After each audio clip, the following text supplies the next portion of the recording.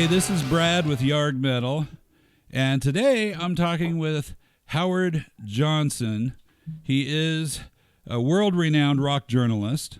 He's an author, but today we're going to talk about him being a vocalist. I guess I should also mention that you're an editor of Rock Candy Magazine, which we'll hopefully talk a little bit about that when we're done here. But today we want to talk about Howard and his singing. So Howard, thank you for joining me, and how are you today? I'm real good, thanks, Brad, and it's nice to be here. Oh, thank you. Appreciate that. So, yeah, so this came across, I mean, I had no idea that you were a singer. I had no idea that you had a band. Apparently the band's been kind of sleeping for a little while, and the band is called Dawn After Dark. So why all of a sudden now, after what appears to be 32 years, you guys are doing an album? What's going on? Yeah, it's a crazy story, isn't it, Brad? The band was active in the 80s when I was one of the main writers on Kerrang! Magazine, and we were probably one of the hardest gigging bands in the UK at the time. We probably did over 150 shows in just over 2.5 years, so we were playing a lot at that time. And of course, it was a very different time. Smaller record labels had budgets to sign smaller bands. It's not like today, of course, where unless you have 50,000 followers on Spotify, you're very unlikely to get the interest of a label. So we did a lot of work, and we put out 3 EPs on a well-known label in the UK, which was called Chapter 22. And like is the way with many of these things, there were fallouts and unnecessary problems within the band around about 1990, and the band faded away. And that was really the last I thought of it. And I thought, well, that's going to be a good memory that will stay with me for a long time, because it was very enjoyable. And completely out of the clear blue sky in 2019, somebody got in touch with me who was promoting a show from another band who we played with a lot in the 80s called Balaam and the Angel. They had a deal with Virgin, and they came to the States a couple of times. So, some people may remember that group. And the show was in Birmingham, which is our local city, home, obviously, as you know, of a huge number of great rock bands, from Judas Priest to Black Sabbath to Led Zeppelin. And we were asked if we would be interested in playing this show with a reformed version of the group. And I was still in touch with the drummer in the group. And to cut a long story short, we decided that we would do the show. And we had no idea how it would go. And what happened was, on the day of the show, we were opening the show for Balaam. And I turned up in Birmingham, and all around town were people wearing Dawn After Dark shirts, which really surprised and thrilled me, because we hadn't played a show in 30 years. It's a huge amount of time.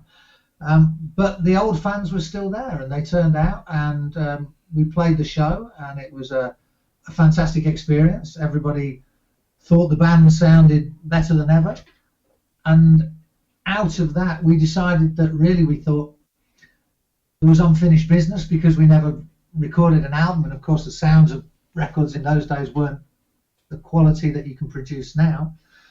And so from that one show in 30 years, it snowballed, and now there is an album that's due out in December, a first single called Maximum Overdrive, which came out last week, and a lot of interest in seeing a bunch of guys who are a lot older and probably should be wiser, doing what they love again. That's awesome, man. I'm telling you, I firmly believe that rock music keeps you young.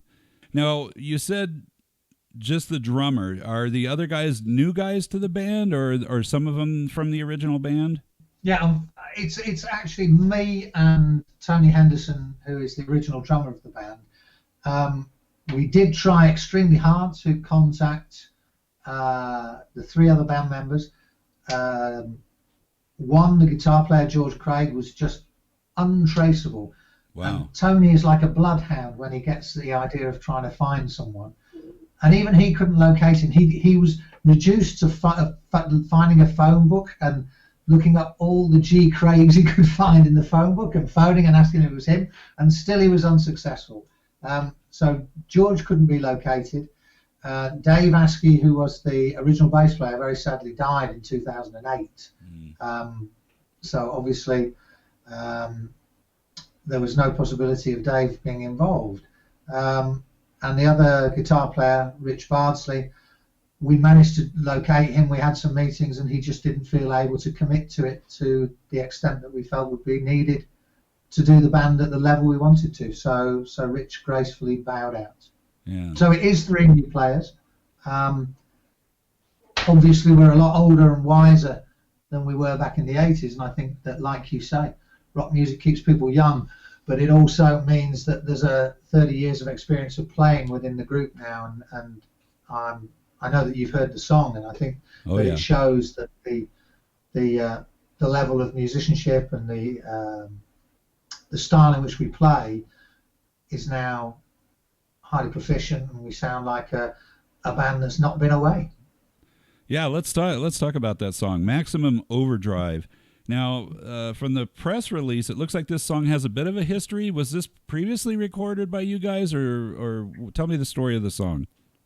Yeah, I mean, there is an interesting story with Maximum Overdrive. It was the 3rd single that we released on Chapter 22, and it came out in 1989. And probably the most interesting part of that for your listeners will be the fact that the original version of this song was produced by none other than Stevie Young, who's now the guitar player in AC/DC. Yeah, that is interesting. And like I said, I've heard the song. I like the song a lot. It's just good driving rock and roll. It sounds good, very well produced, which I guess I should ask you about that. Tell me about the producer on this album. The producer on the album is a guy called Andy Taylor. He's not the guy who you might know as the guitar player from Duran Duran and the Power Station. He just shares a name.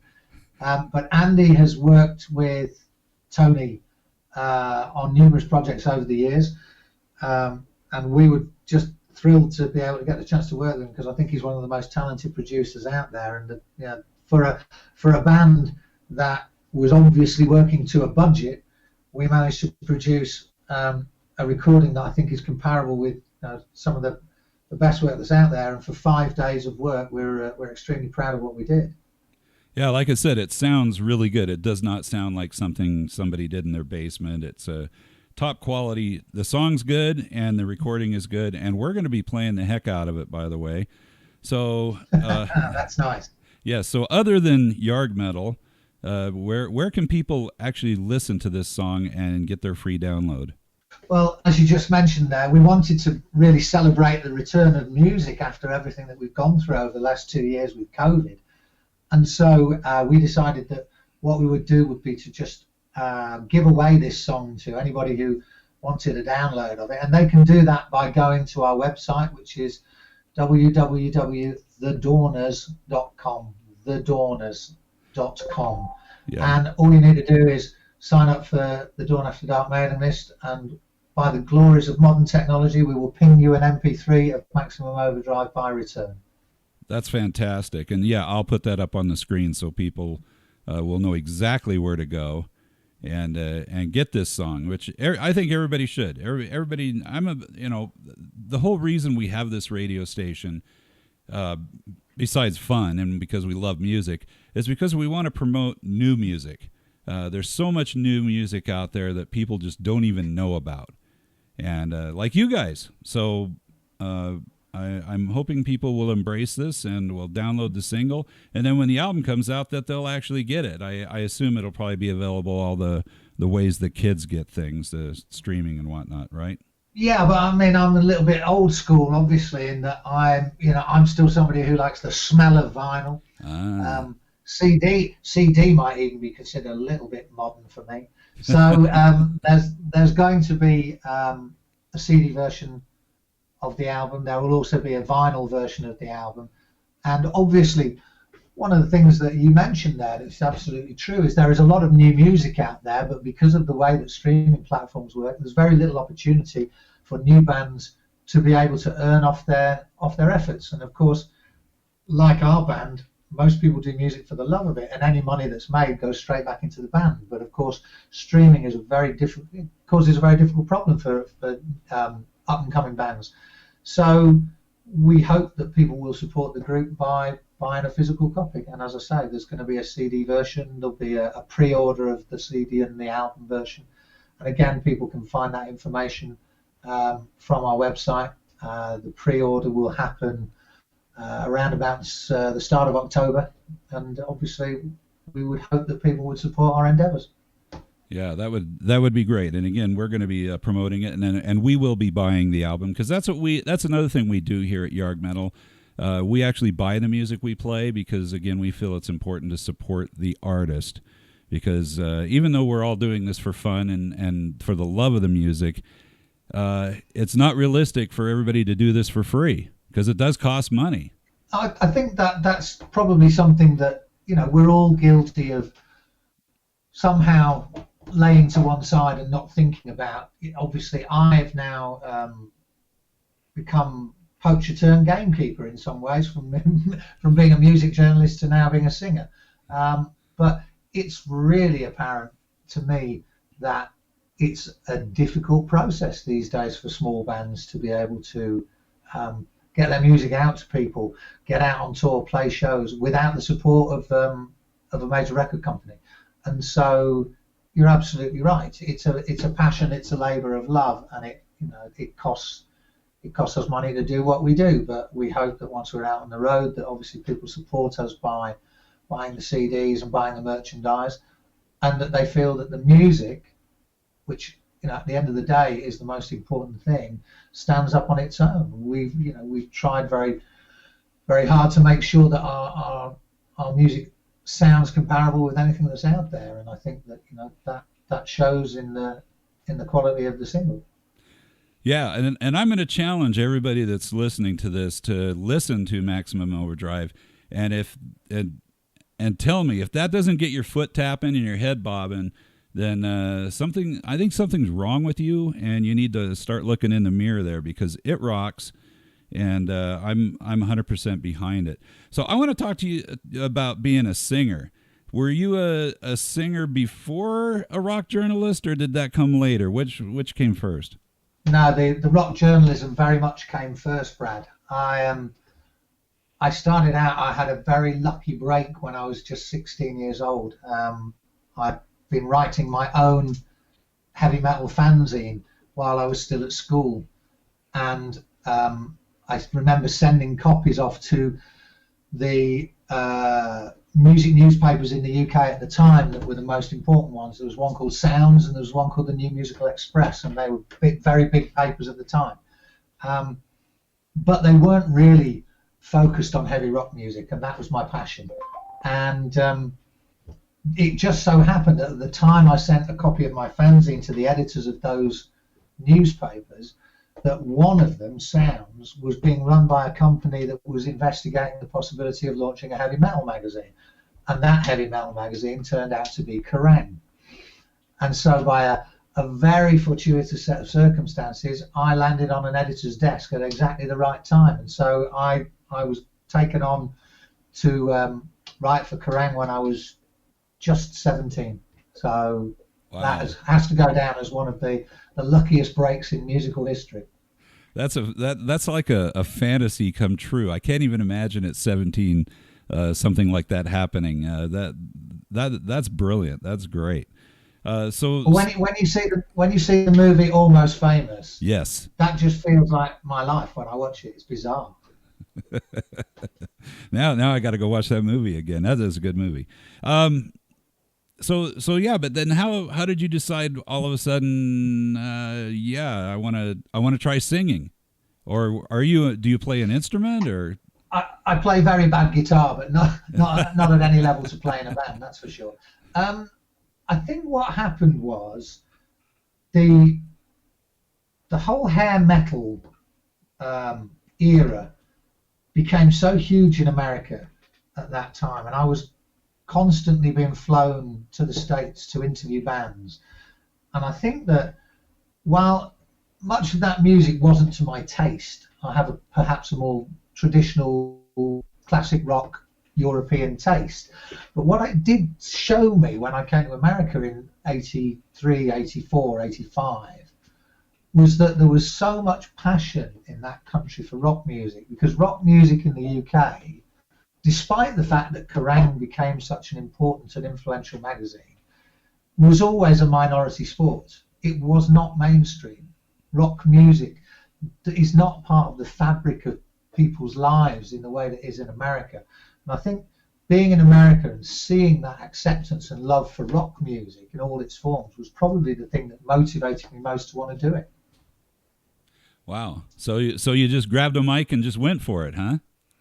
Yeah, I mean, it was nothing more sophisticated than that. I saw that there used to be in the back of another of the music newspapers, the Melody Maker was well known for its classified ads at the back of the paper, which is where all musicians found each other. And I don't just mean musicians, at the very lowest level.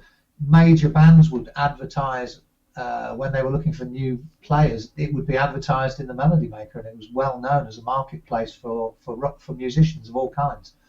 And I saw an advert in the paper for a band that was actually really more about what we would call the alternative scene in the UK at the time. So Killing Joke and The Cult, New Model Army, and they were looking for a singer, and that's where I decided to chance my arm. And that's where Dawn After Dark started, because the band is a really interesting blend, because we came out of what you might call the alternative scene in the UK, even though I was writing for a very traditional heavy metal magazine. And I think the band has always straddled those two areas of music. I love the power of rock music, and I like the invention of the alternative scene, where it seemed like there were so many people doing so many interesting things. And I think that Dawn After Dark is a kind of amalgam of those times. We play with the power of a traditional rock band, and yet some of the music that we make is perhaps what you might call more influence from the alternative scene. So, Killing Joke and the Cult are bands that are particularly dear to us. Yeah. I definitely hear that in the music. Well, of course, I've only heard the one song.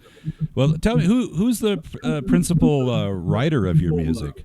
Well, the writing's a really interesting situation, because a lot of the music that we've recorded for the album is music that existed in one form or another in the first incarnation of the band, so in the late 80s.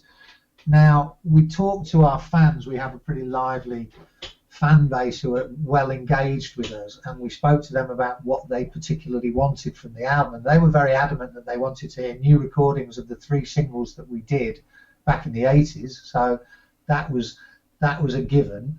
But there were a number of songs at that point that were never recorded, and they were in varying states of completion. Some of them were perfectly formed.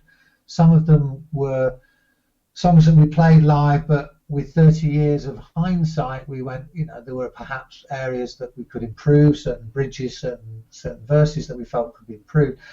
But the core of all the songs that are on the album have their roots in what the band was doing in the late 80s. Okay. All right. Are you the principal lyric writer? Yeah, all the lyrics and all the vocal melodies are mine. And the actual music is really a combination of everybody who's there. The guys who were there in the 80s, plus the guys who we play with now, are obviously all part of that songwriting evolution and songwriting process. So the credits for the songs are shared between the guys who were around in the 80s plus the guys who play in the band now. That's I can't wait to hear the album. So, but I guess I'll wait till December and we'll do that. All right. So again, the name of the band is Dawn After Dark. It appears that people like to call you the Dawners. That's correct. It's always good to have a nickname. that probably something you didn't push. I assume your fans probably No, brought that. it was very much our following in the 80s who decided that the Dawn is what we would be share, what we were known as. Yeah, if you got fans that are going to come up with a nickname for you, that's paving the road to success in my mind as far as a band goes. So good name, and yeah, good thing you didn't have to come up with a new name, because I'll tell you what, coming up with a new band name now is near impossible. Yeah. Yeah, I don't have that worry. All right. Well, cool. Hey, thank you for talking to us. But real quick, I want to talk about one of my favorite things in the rock world, and that's Rock Candy Magazine. I've been a subscriber since the very first one, and you are the editor of that magazine. And I noticed that, initially the magazine came out and it was kind of a retread of previously written things, obviously dealing with classic bands, 70s, 80s, that kind of stuff. But it's morphed into more of a lot of current interviews with maybe classic artists, and also trying to kind of promote some newer music.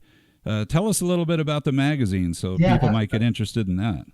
Yeah, well, the magazine was really the brainchild of myself and two other Kerrang journalists who I worked with in the 80s, Malcolm Dome and Derek Oliver.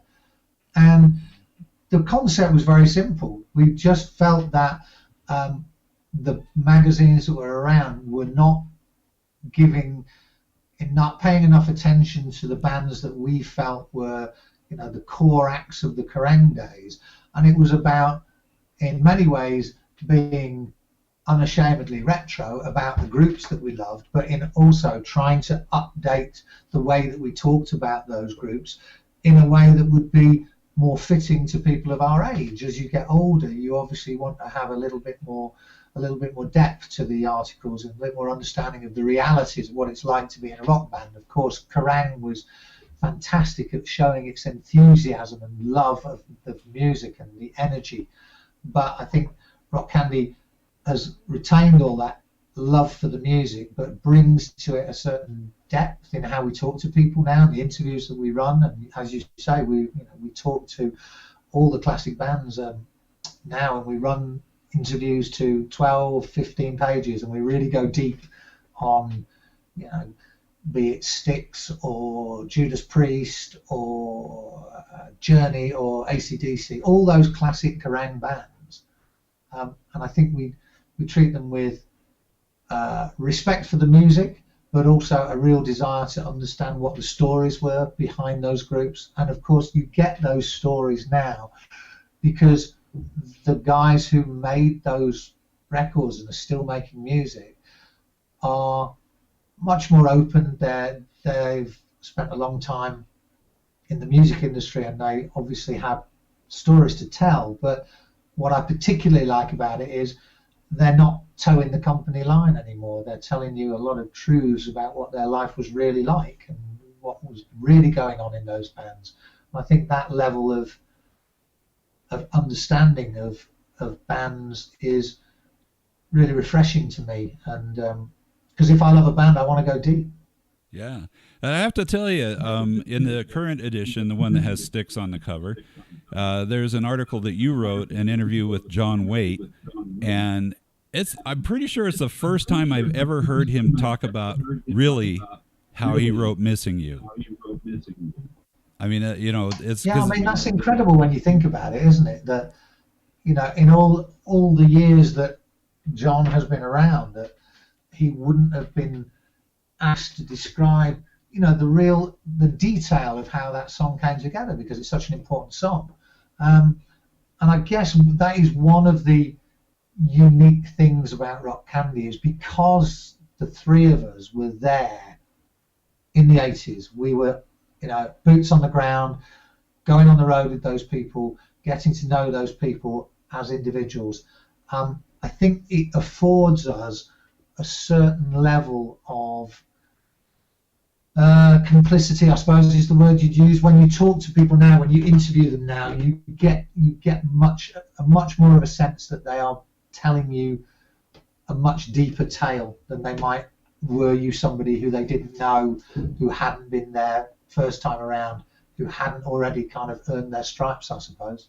Yeah. Well, anyway, it's great. It's a great interview, and it's a great magazine. The one thing I really like about it as well is that it's quality material. I mean, as far as the photos, the paper that's used, I know it's kind of a little bit pricey over here in the U.S. to get it, but it's worth it. It's worth every penny, and I love holding it. I love leafing through it. I know anybody that comes to my house and seeing it lying around, they'll pick it up and they'll leaf through it, and they'll go, "What is this?" What is this? And I know it's it's a labour of love. Like we were talking about bands, I think that nowadays, if you look at the statistics about what kind of percentage of music, streaming sales is rock these days, it's become a minority sport. But we are all very passionate about that music. We all have a great deal of love for it.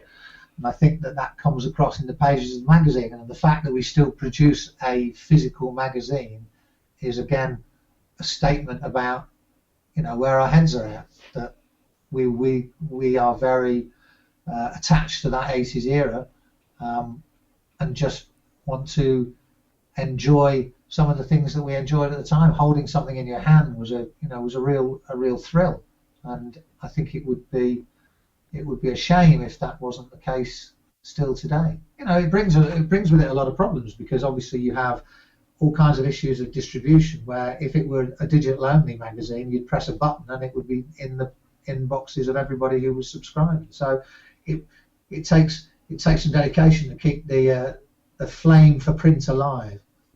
Yeah, well, you do get a digital you get a digital version of it when you subscribe. But I got to be honest with you, watching it on my computer, clicking through and everything is just not as satisfying as holding it in my hand. And it's just a great experience. And I encourage everybody to look into Rock Candy Magazine, and we'll put a link up for that as well.